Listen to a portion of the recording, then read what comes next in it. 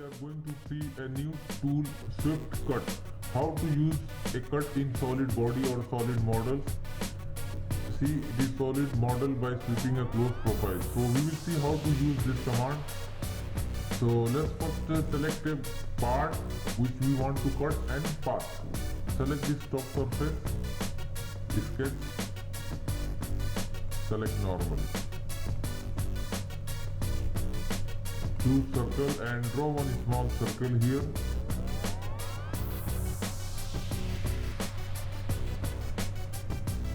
Okay, now select this circle, hold shift key and this circle make in horizontal position. Both should be in one line, horizontal, okay. Now exit from the sketch. Now select the front plane. It is the center part of this. So select front plane, sketch, select normal. Now this is our circle here. So select spline. Before spline, just cut it. Okay. Now we can see what exactly the inside.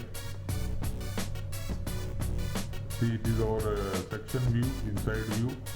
So just draw a line. Choose it from here.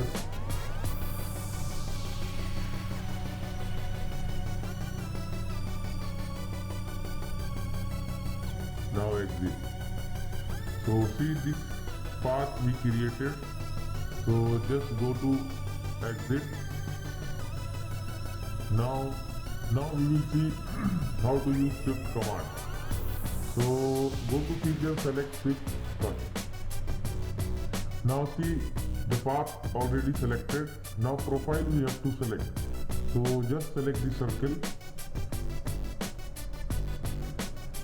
See, when we select the circle, it is going to cut. There are many options. These options we will see later: curved path or start, thin feature, and all things.